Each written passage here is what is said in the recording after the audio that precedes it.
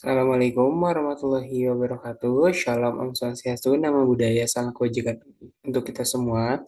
Kenalkan, nama saya Fadil Muhammad dari Fakultas Hukum Universitas Sultan Ageng Tirtayasa semester 4. Sekarang saya akan membahas tentang pemerintahan daerah, yaitu mengenai Dewan Perwakilan Rakyat Daerah. Yang pertama, kita mulai dari pengertian terlebih dahulu. Pengertiannya itu ada Dewan Perwakilan Rakyat Daerah terdiri dari anggota yang dipilih melalui pemilihan umum atau pemilu berdasarkan sistem proporsional terbuka, baik di tingkat provinsi maupun kabupaten atau kota. Jumlah anggota tidak seragam di setiap daerah karena ditentukan berdasarkan jumlah penduduk dan dipilih dari daerah pemilihan atau dapil yang dibagi sesuai wilayah, kecamatan, atau kabupaten.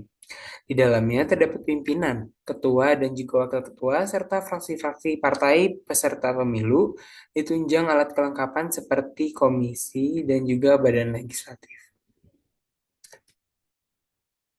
Kita next ke fungsi utama DPRD. Fungsi utama DPRD sendiri itu adalah dikenal ada tiga. Yang pertama ada legislasi, ada anggaran, dan juga pengawasan.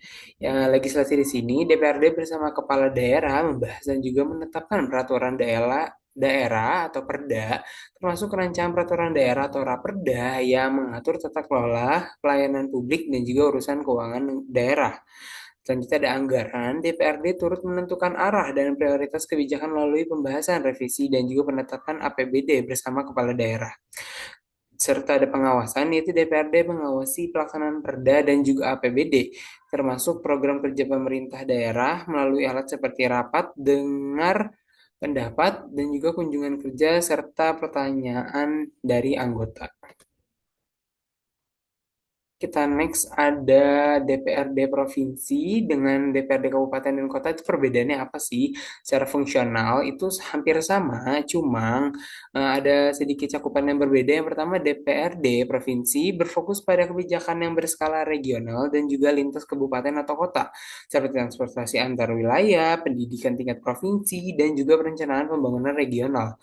Sedangkan DPRD kabupaten atau kota lebih fokus pada urusan lokal mikro seperti pembangunan infrastruktur kota, pelayanan publik, penataan perdagangan kaki lima, dan juga pengelolaan sampah dan pengaturan zona perumahan. Dalam hubungan dengan kepala daerah, kedua tingkat DPRD harus bekerja sama dengan gubernur provinsi atau bupati atau wali kota di kabupaten atau kota. Namun, DPRD provinsi biasanya lebih berperan pada level strategis dan juga koordinatif antar daerah. Sementara DPRD kabupaten atau kota lebih menyangkut kebijakan operasional sehari-hari di tingkat lokal. Kita next.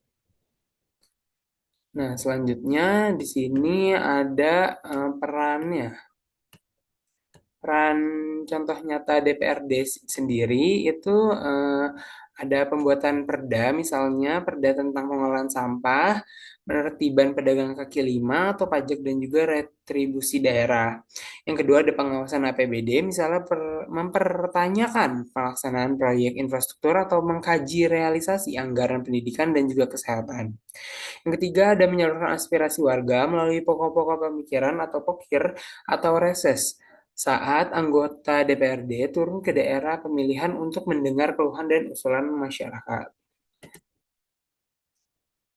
Kita next secara pendapat pribadi sebenarnya ya kinerja DPRD di Indonesia itu emang udah lumayan potensinya udah besar juga, tapi sering kendala oleh setiap perorangannya. Jadi masalahnya bukan di sistemnya, tetapi pada ke oknum-oknum atau individu sendiri.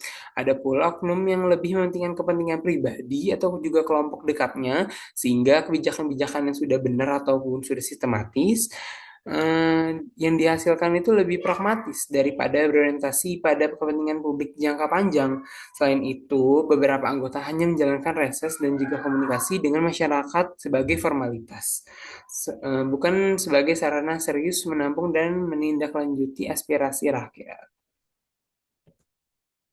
Sekian presentasi dari saya, kurang lebihnya mohon maaf. Wassalamualaikum warahmatullahi wabarakatuh.